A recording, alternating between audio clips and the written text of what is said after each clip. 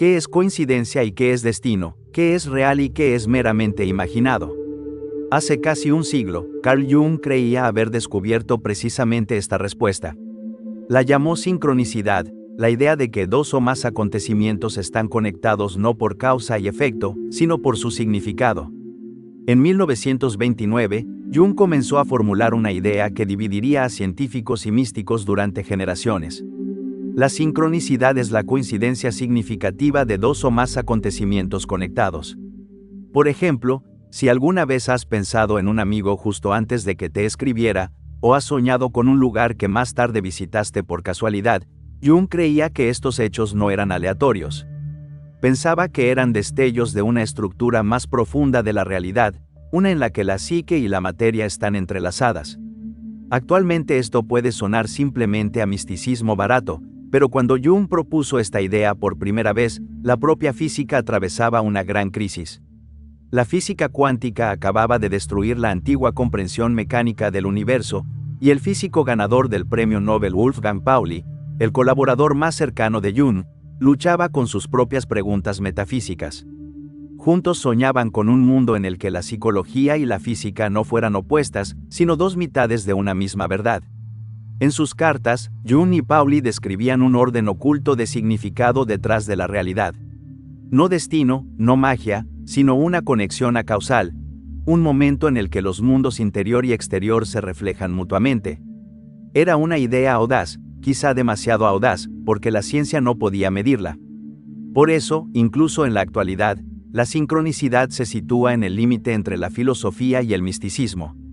Es demasiado poética para la física y demasiado estructurada para la espiritualidad. Sin embargo, la intuición que la sustenta sigue resultando tangible para muchas personas. Es esa sensación de que, a veces, la vida rompe su propia lógica para recordarnos que estamos conectados con algo más grande. En cierto modo, la belleza de la sincronicidad siempre residió en que parecía ocurrir de manera esporádica y cuando menos lo esperábamos.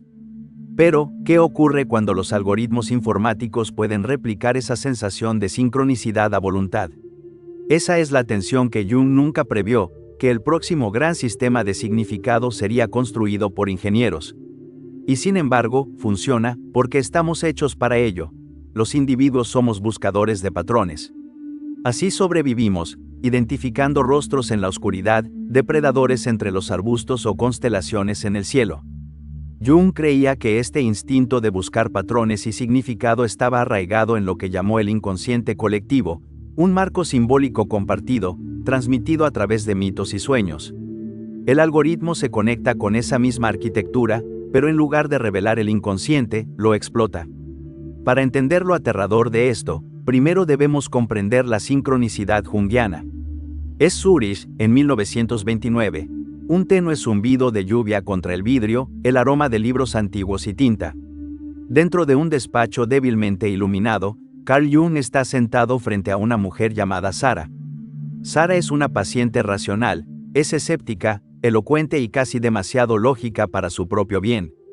Durante meses ha recurrido a Jung para desenredar sueños que se niegan a tener sentido. Pero cada vez, su intelecto la protege de sentir y habla de sus emociones como un científico disecciona una rana, desde una distancia segura y estéril. Ese día, sin embargo, algo cambia.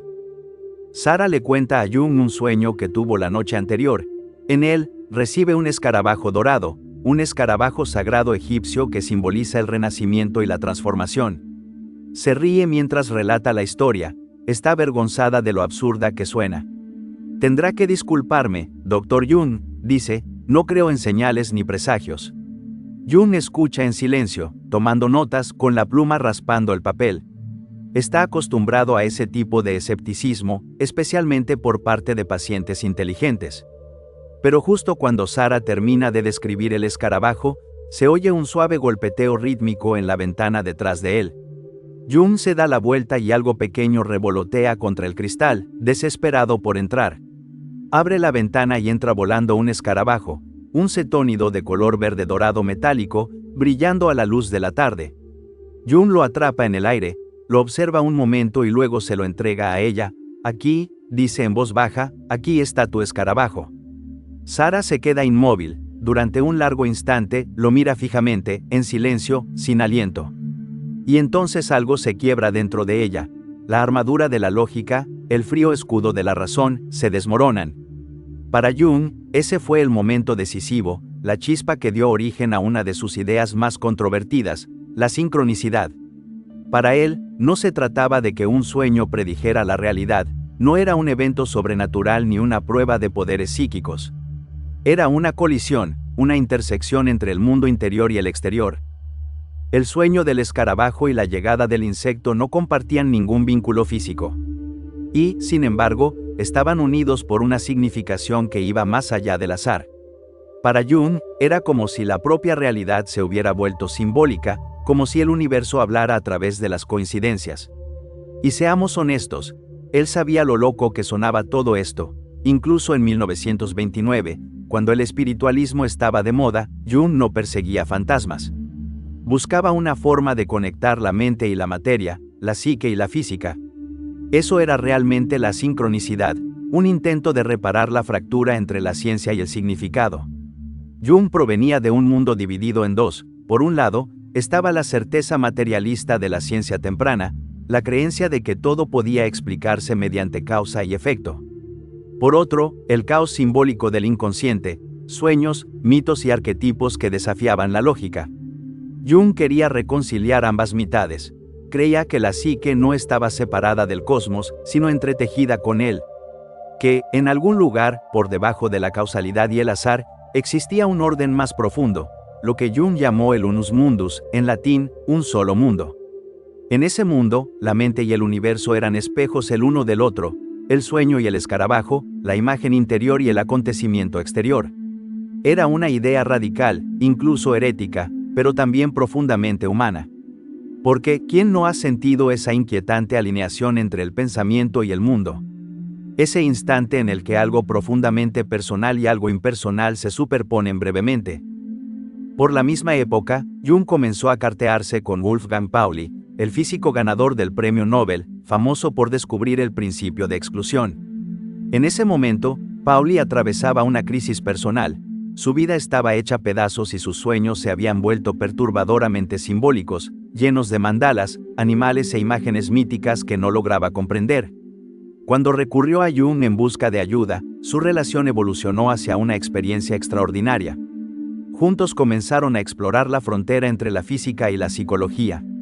El mundo de Pauli estaba hecho de partículas y lógica, el de Jung, de símbolos y arquetipos. Pero ambos intuían que los dos podían estar conectados por algún tejido invisible, un orden acausal que no gobernaba cómo suceden las cosas, sino por qué significan algo cuando lo hacen.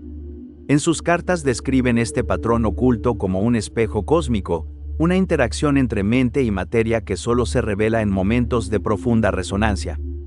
Pauli lo veía como una disposición irracional de los acontecimientos, mientras que Jung lo llamaba la unidad psicofísica de todas las cosas.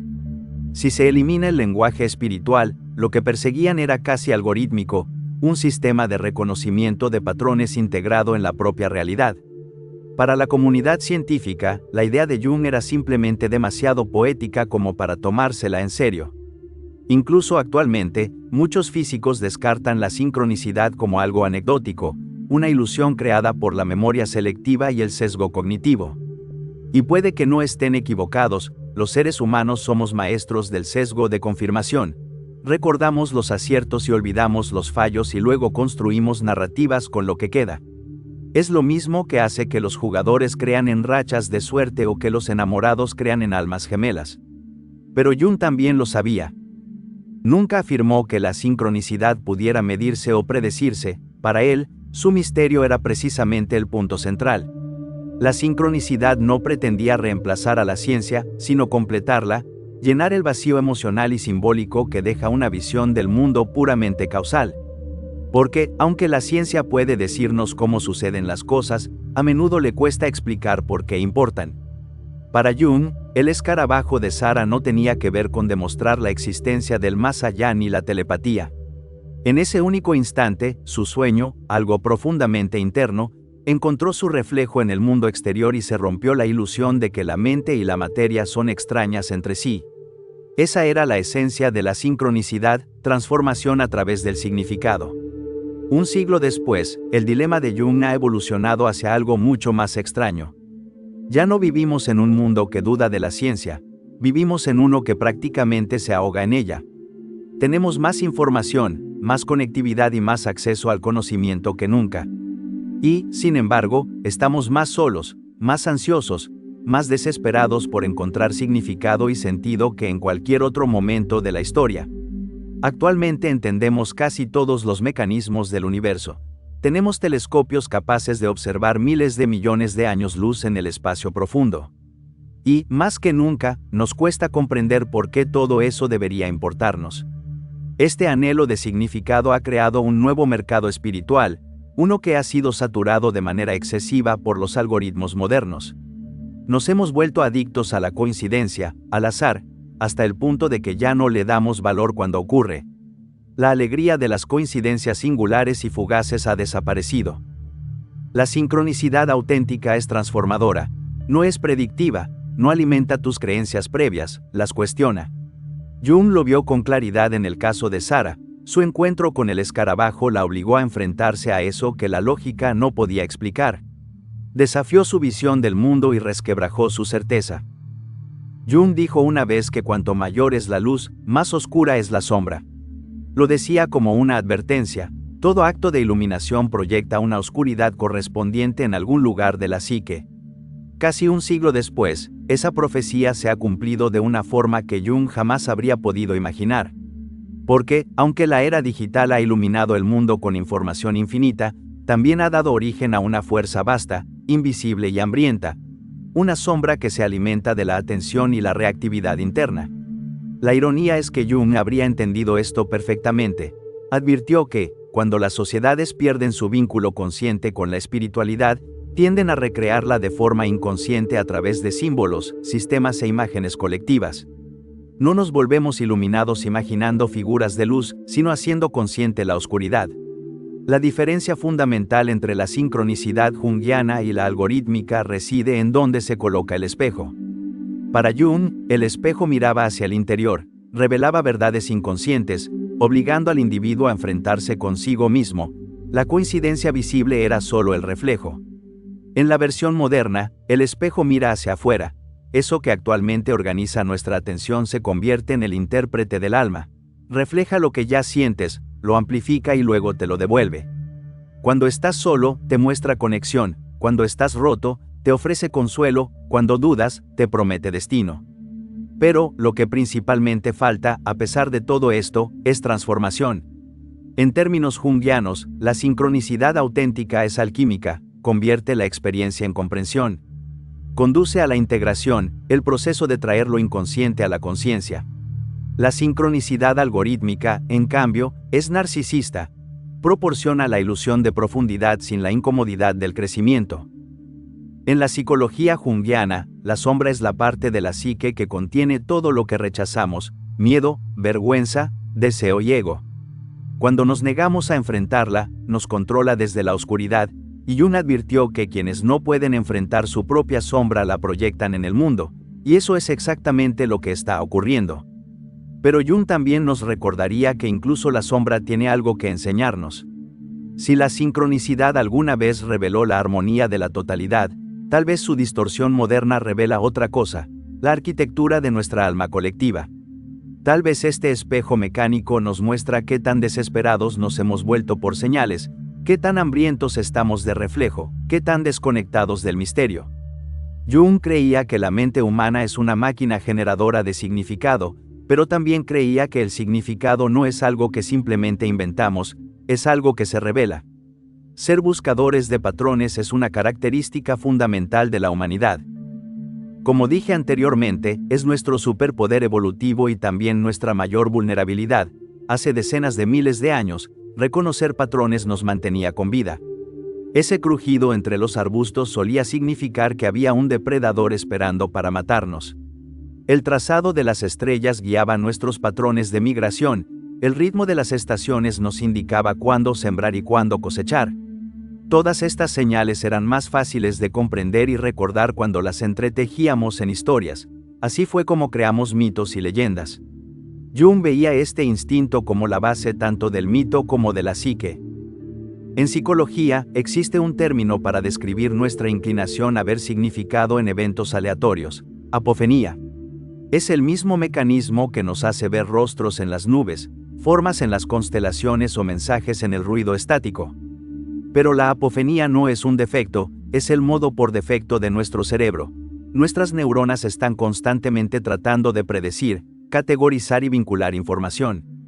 Cuando detectamos una coincidencia que se siente cargada emocionalmente, se produce una descarga de dopamina, la experiencia se vuelve pegajosa y la recordamos.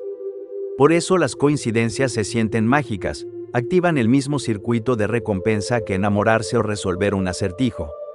Existe un concepto que los psicólogos llaman correlación ilusoria, la creencia de que dos eventos no relacionados están conectados de manera significativa. Es la base de la superstición, del ritual e incluso de la religión. Pero incluso cuando sabemos lo que está ocurriendo, seguimos cayendo en ello, porque la experiencia de sentirse elegido resulta profundamente reconfortante.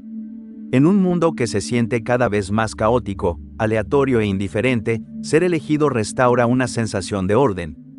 Te dice que no estás vagando solo a través de datos sin sentido, que todavía hay un patrón, un pulso, una lógica superior que te ve. Es la misma sed de la que Jung hablaba cuando describía la hambruna espiritual del hombre moderno. Decía que, en ausencia de dioses, buscamos sustitutos, psicología, ideología, incluso tecnología, para llenar el vacío. Jung creía que el acto de interpretar la sincronicidad, detenerse, contemplar e integrar su mensaje, era el punto central. El peligro de vivir en un mundo que nos devuelve constantemente nuestros propios deseos, miedos y carencias es que erosiona nuestra capacidad de tolerar el misterio. La sincronicidad solía sacudir el alma, era una ruptura de lo cotidiano, un breve encuentro con lo desconocido, una sensación de asombro y maravilla. La pregunta no es si el algoritmo es maligno, el problema es que nos tienta a ceder nuestra agencia a cambio de un significado sin esfuerzo. Pero el significado, diría Jung, nunca estuvo destinado a ser fácil. En ese sentido, estamos en la misma encrucijada que Jung enfrentó hace casi un siglo, entre lo medible y lo significativo, entre la comodidad de los sistemas y el caos del misterio. Pero podemos hacer algo al respecto, al comprender que lo que interpretamos como señales es, en realidad, un sistema que amplifica nuestra atención, la ilusión se disuelve. Dejamos de preguntarnos únicamente qué dice el mensaje y empezamos a interrogarnos por qué resuena con nosotros. El significado ya no se recibe de forma pasiva, se construye de manera consciente. Eso es lo que Jung quería señalar cuando afirmaba que la conciencia transforma la experiencia. En ese punto, aquello que antes parecía un oráculo pierde su aura profética y se convierte en un espejo, una superficie donde pueden revelarse deseos, miedos y arquetipos, siempre que se mire con intención y no por inercia. Incluso esta estructura impersonal podría, de forma involuntaria, alinearse con la visión de Jung. Si Jung viviera actualmente, tal vez diría que así es como sueña ahora el inconsciente colectivo. Un paisaje onírico digital hecho de símbolos, proyecciones y repeticiones, donde la psique compartida se expresa en imágenes fugaces. Es caótico, fragmentario, profundo y peligroso. Pero también es un reflejo nuestro, y quizá ahí esté el punto. Tal vez no se trate de una intrusión en la historia del significado, sino de su capítulo más reciente, una circunstancia que nos obliga a enfrentar, una vez más, la pregunta más antigua de todas: ¿qué es lo que hace que algo tenga sentido? Cuando el escarabajo voló al estudio de Jung, no fue la confirmación de una ley sobrenatural. Fue un momento espejo, una fisura en lo ordinario, un recordatorio de que la realidad aún conserva misterio.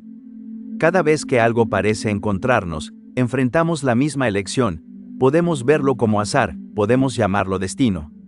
O si miramos con suficiente atención, reconocerlo como una invitación a despertar, a salir del bucle, y a recordar que el significado nunca ha sido algo que se nos entrega, siempre ha sido algo que se crea.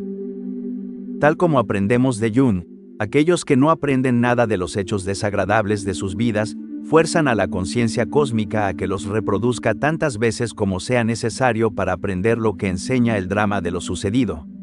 Lo que niegas te somete, lo que aceptas te transforma.